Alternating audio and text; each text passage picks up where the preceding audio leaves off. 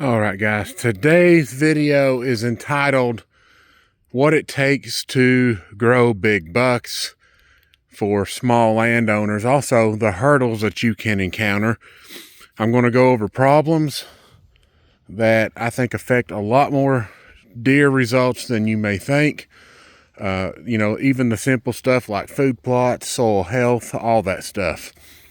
So I've been compiling video after video about nutrition, so you can tell what type of channel I am pushing here is nutrition brings out genetics. So if you've always had, a bunch of little deer, you put out, a quarter-acre food plot like this, and you think it's supposed to change your deer, you're just not going to see it. You got to go larger than that. Small plots like this are great little fill-up spots, but oftentimes plots this big will eat down to the ground, and deer still leave your land hungry. Now, yes, if you do the nutritional route, you can still have some small effect on a deer that shows up to this plot. Now, here's the thing that small landowners have to do versus the larger landowners. You have to rely upon volume of visits. Deer that are not showing up all the time will not reflect what you're doing. So if, let's say this quarter-acre plot was able to handle the deer that showed up, which means you have a really, really low deer density. So if you've only got 2 deer, period, and they can fill up on a quarter-acre plot like this, then that would simulate the larger type plots as far as the amount they can consume. But the issue is, in the grand scheme of things, they got to have food in other places. So the small landowners like us run into space available to provide food. Now, yes, if I was to burn this ridge off, that would change the amount of food all over the place, and this would become a native species buffet, and I would definitely pack on probably another 10 to 15 pounds of weight on the average. So before I move on, let me explain what I think an average size buck here is by age class, and then I'm going to explain what my deer are doing compared to those age classes. So if I'm doing the full gauntlet of nutrition, like every year I've been seeing, steps up in the deer, the way they look, the size of them, body-wise. Antlers are also a byproduct of that. I can tell the antler size on average is doing much better. I've probably added, in the neighborhood, on average, about 40 pounds of extra weight to any deer that is a constant visit, or regular, I should mean. So let's start with the age class. All right, so a 1.5-year-old on the hoof, not dress weight here, I'm talking on the hoof, would probably weigh anywhere from, let's say, 80 pounds. No, let me take it back. Probably about 75 pounds to maybe 80. 75 to 80 range on the hoof.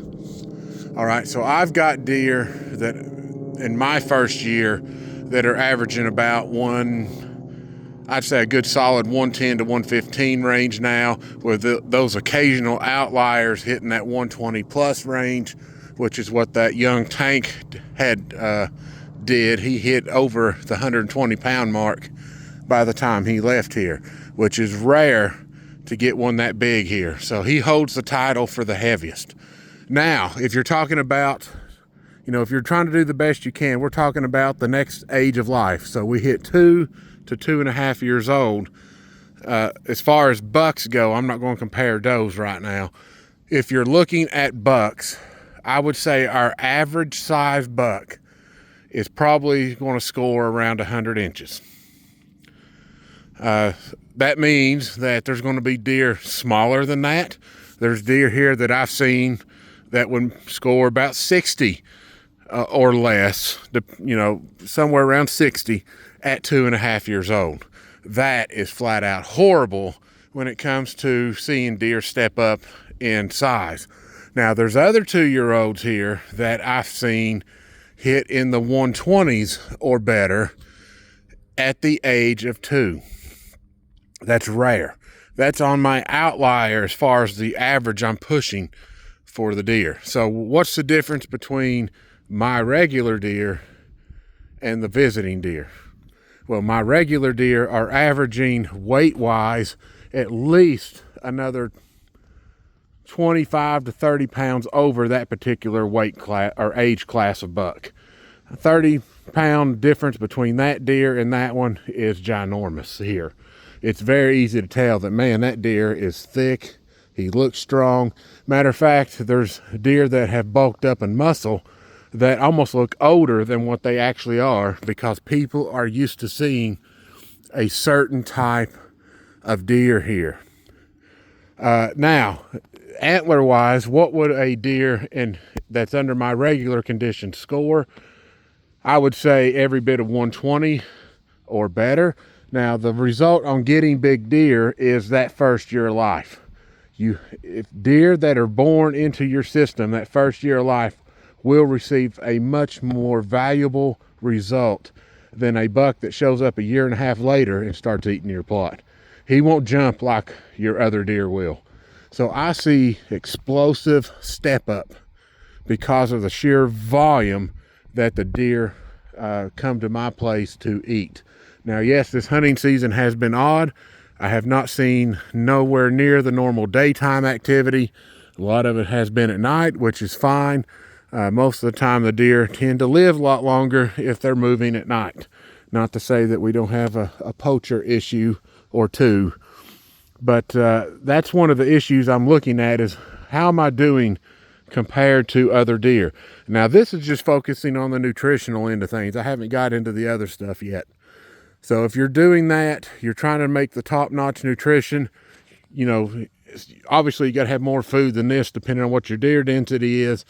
You should see some sort of average change to the look of your deer. Now, let's move into the 3.5-year-old bracket. How big is a normal 3.5-year-old here? I would say on the hoof,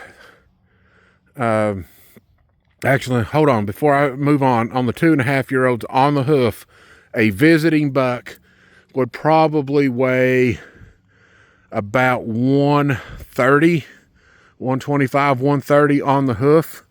My average deer are averaging at least 155 plus on the hoof at that same age bracket, because they're here all the time. The ones that stay. I'm not talking about the ones that leave. They got to stay to maintain that volume.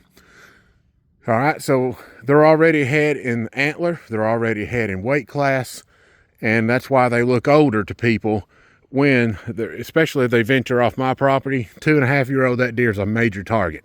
He's going to get popped. Now, deer that are 3.5-year-olds, the average weight class outside of my normal deer herd would probably weigh in that 150 to 155-ish range on the hoof. Probably would score, I would say, 125 on the high, well, 120 to 125 on a 3.5-year-old deer. My deer has been averaging 140 or better.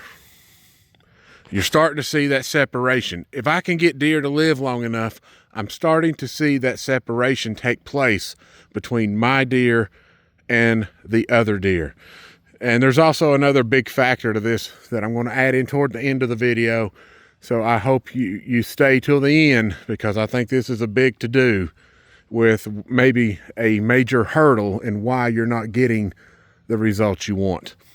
Now, the next thing is the 4.5 and 5.5-year-old brackets. Now, I don't want to go higher than that because deer don't really live longer than that if it's a buck. I do have a doe here that is 7.5 years old, although I'd have to check cameras. She may have got shot. One of the neighbors had their grandsons over, and they said they shot a monster doe. And that kind of worried me a bit, but congratulations to the young man. That's his first deer. But and she's, you know, technically over the prime of life, or right on the cusp of it anyway. That means I can cycle in some new does that are on better footing than she was. And yes, that is correct. Every deer that stays here for a long period of time is on better footing than the previous deer. I mean, this island is a great example of how bad the nutrition is, and you've seen all the nutrients I've been dumping in here trying to boost this soil. So that means they're on better footing than they was the previous year. So I will, you know, between this tandem of this plot, the main plot over there, they're so close together, this serves as almost an extension of the main plot, and they have spent hours in here eating in peace, which is a good thing. All right, so 4.5-year-old deer, which is considered ultra rare in the buck department around here. A deer that would be 4.5 would probably weigh in the neighborhood of 180 pounds. Let's say 170 to 180. Now my deer, I've only got a handful that met this category, and one of them was Mr. Clean. And I know for a fact, based on what I was told, that deer dressed 178 pounds. So an average deer that weighs 180 on the hoof, and my deer's dressing right in that average category, that puts Mr. Clean at over 200 pounds on the hoof. That would probably push him to closer toward 210. So a deer that is 4.5-year-old, that is nearly 40 pounds heavier, actually it's more like 30 pounds heavier than the same deer in another age, in the same age bracket, that is a very noticeable change when you're looking at them side by side. You're going to shoot, if you're after the meat, not necessarily antler, if you want meat, you're going to shoot that bigger deer because you know it has more meat. He had a very highly developed muscle system compared to the other deer. His coat was slick, and of course his antlers were well above the average age for a 4.5-year-old deer. Now, by the time they reach that around here, I will say they probably average around 140, maybe pushing 145 for a deer that old here. Not every deer will hit this mark. I'm going by average. Mr. Clean hit just a little over 153 and something net on the score sheet. I don't have an official number for you for Mr. Clean, but when I saw him in person before he got killed, I think he would have scored every bit of that. He probably would have netted or grossed closer toward, I would say 160, because he did have a tine on one side on his main beam that wasn't quite as lengthy. And there were some others that were off just a little, but his G2s pretty much were matching spot on, just a hair bit off. I think there was, you know, just by looking at him, probably almost a ½ inch or less difference between the eye guards. He also had a deduction for the drop tine that he had. So there is deductions there, but his overall gross score still outweighs the other bucks by at least 20 inches.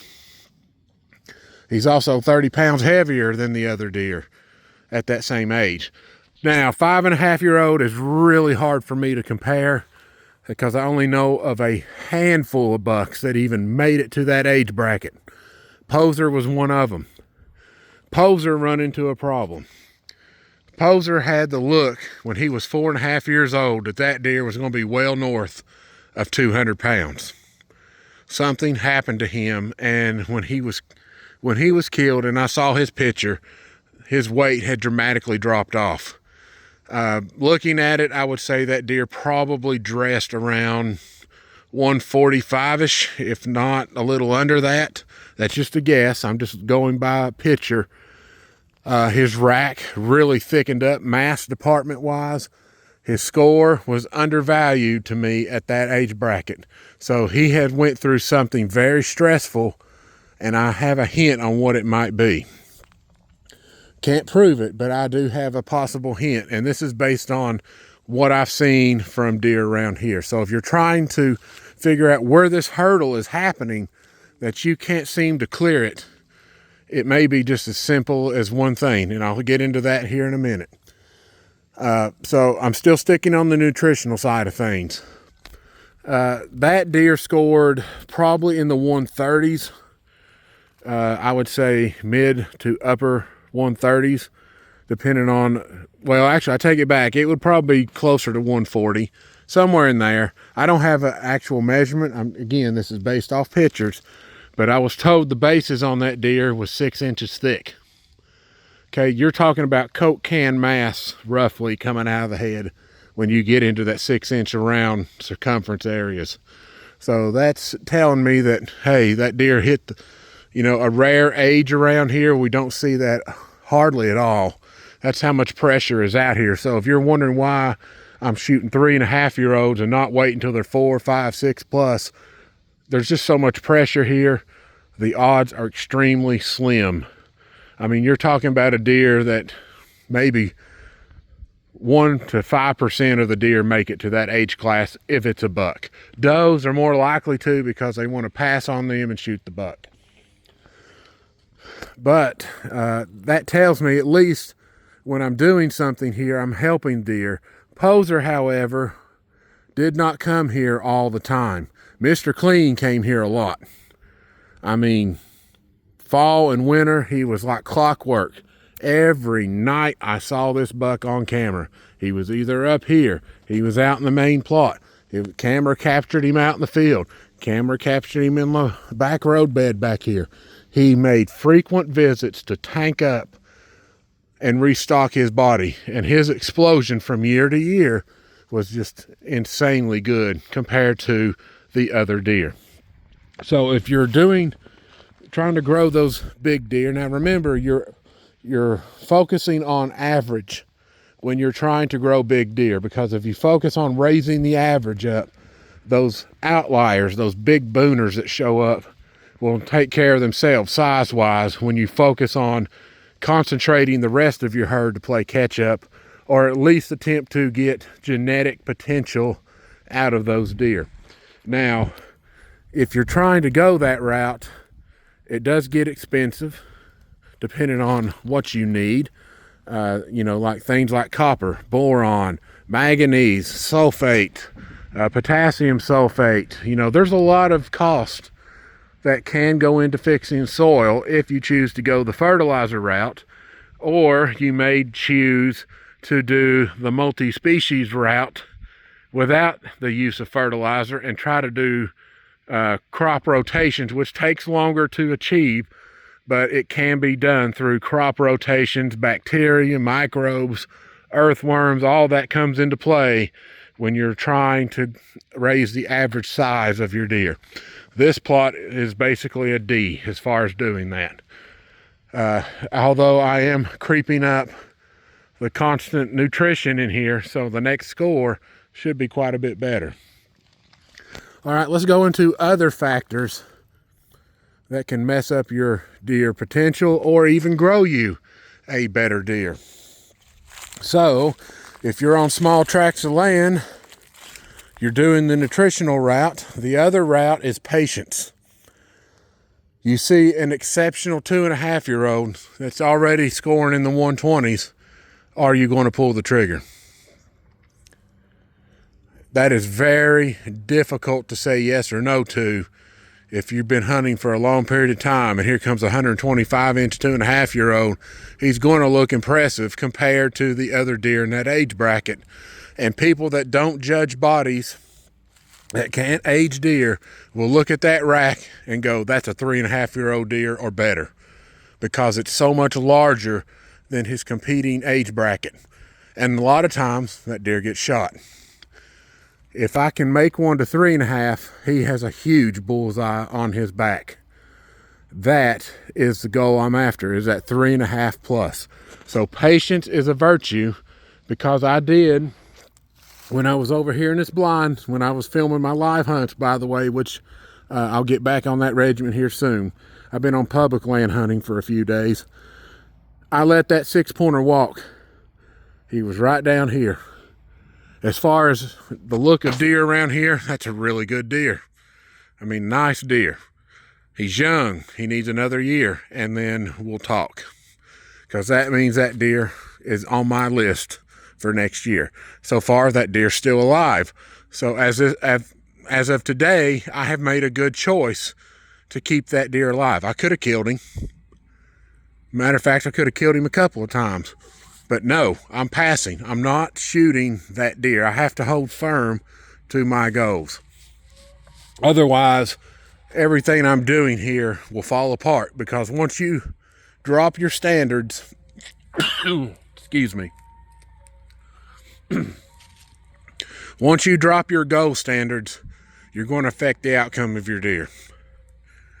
That's a hurdle, that the mind game that you can play with yourself. Of course, yeah, there's neighbors here that's not going to follow along with that. And when you're on small tracts of land, that is the challenge that you run into. Also, the real obvious thing is luck. Mr. Clean at 2.5 and 3.5, you think he's been shot at that time? I'd say absolutely yes. And the luck is those people couldn't shoot, or they took a bad shot, hit a tree limb, maybe missed him, or a car may have missed him by a few feet instead of flattening him on the road. There's all kinds of luck, timing, and everything that plays into that. So he made it to that age bracket and was well on his way to hitting Booner status the following year. He would have been a very, very nice deer. Poser, on the other hand, based on his body, was probably going to go downhill. I say he probably peaked it. Body-wise, he peaked at 4.5. Antler-wise, he peaked at 5.5. And it could have been better than what he would have had if he hadn't got what I think he got.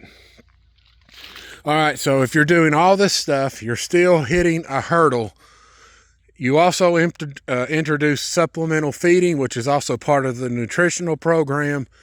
You're doing all that, you're still hitting a hurdle that is just not helping your deer move to the next phase or size that you're looking for. The answer, to me, is actually simpler than it appears. Parasites. Guys, I'm telling you right now, intestinal parasites, I'm not counting ticks, I'm talking about intestinal parasites by themselves will destroy the genetic potential of a deer. At the beginning of the year, you saw a picture. For those of you that looked, I showed you a picture of a healthy young Twin Towers and his offspring sibling sister the same day. There they were side by side. His sister had contracted intestinal parasites. She looked awful. You could count every rib. Her legs were sunken in. Her gut was sunken in. Even her face was just so frail and thin looking.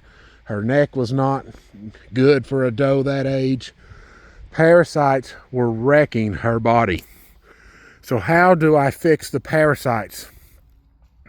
Because now that deer is every bit of 35, 40 pounds heavier than she was when I took that picture. I put dewormer, an intestinal parasite remover, into the feed. A simple fix for that deer. And when she finally got in here to eat it, within 4 to 6 weeks, I could tell that her weight had started coming back. The ribs were getting a little bit harder to see. She looked more energetic. Her face started filling out. And now when you look at her, it's like, that's a good looking young doe. She had some major infestation. Couldn't tell you what it was. Didn't see it. It's just the evidence is there that something is stopping her from showing you what potential can be. Now, the same things happens to the rest of the deer. The other big does that I've been taking care of also started showing signs that parasites were in their bodies as well. So parasites can spread. If you have a lot of deer that show up together all the time and one of them gets a load of parasites in there, it can spread to the rest of the herd. And I think, I can't prove it, but I believe that was what was happening with my regular deer. I saw weight started dropping. I started seeing a few ribs. You know, you could start to see an outline of a rib or two that started showing up. I knew that wasn't right, because as much food and nutritious food as I'm setting out, they had plenty to eat based on the deer numbers I have. So by putting out the dewormer, every one of my deer, even Twin Towers himself, got better. I could tell within a span of 6 weeks that Twin Towers probably put on 15 pounds. Sorry. I would say those parasites were about to do a number on him. He may have had him a while to the point where it was hard to tell it was affecting him, but you could tell his weight kind of just plateaued for a long period of time and then started going down a little bit. And that's when he started eating a lot of that stuff. And then suddenly it's like that restriction was removed. The deer started putting weight on again very rapidly, by the way, compared to most of my deer. And within 6 weeks, you can tell his muscle mass was better. His coat was super shiny. There's a picture of him standing there when he's about halfway done growing. Behind him is his mama. That picture of his coat looked immaculate. That's because that deer had dewormer. That totally changed the outlook of their coat, the color of their coats, how they transition from, their spring, summer, fall, winter coats. Everything got better for that deer. Matter of fact, it got better for all my regular deer. That, to me, parasites, guys, will wreck your deer sizes. And it could be subtle. There may be just enough parasites in there to slow it down or allow it to creep along and show you some better improvement. And I'll tell you, based on some of the deer I've seen, if you talk about jumping, let's say age 3.5 to 4.5, you expect a deer to put on, if it's under a super good program, 50, 60, even maybe 70 inches of antler, if it's a really good stud of a buck. Well, we've got deer here that might put on 5 to 10 inches from the year before. Is it the feeding program? Could be. Soil here's not the greatest, but the most underlying cause to me is parasites. Now, you can talk about ticks too. Ticks also drain away antler size. Ticks drain away nutrients out of a deer, especially when they're infested. We don't want that. But intestinals, to me, do more damage than ticks. Ticks are just visible. You can see it. You can see the damage they do externally. Parasites do it from the inside to where you can't see the effects until sometimes it's too late. Or you see a deer that looks like skin and bones, like that doe was. Now, as far as her lifespan goes, as far as what she could project, because she had a major infestation for months, and I believe it probably went on for 6 or 7 months before I finally picked up on it, that could stunt her growth and her final outcome from what she could have been. Sure, she can pack on weight and muscle, but it could affect her frame in the future. So the faster you can get those parasites out, the better off your deer are going to look, grow to be, and achieve your goals. So that is something you need to watch out for, is if you can at least put a deworming type of supplement in your feed, you're going to help those deer greatly. Now this plot ain't. Right now it's just kind of here, but there are subtle improvements occurring which will eventually raise the bar for what the deer consume on the average. Now I can go into even more detail, which I may. I'll probably do another video to this because it is getting lengthy. My voice is about to tap out. So I'll do a part 2 to this. But if you can focus on those, nutrition, supplemental feeding, deworming, to help get rid of internal parasites, and there is supplemental feed to help get ticks off a deer too, if you wish to go that route. But if you do a lot of burning, that will help with the tick problem as well. All right, guys, so I'm going to end the video here. Let my voice recover. You all have a nice day, and don't forget to hit that like and subscribe button and the notification bell if you want more information.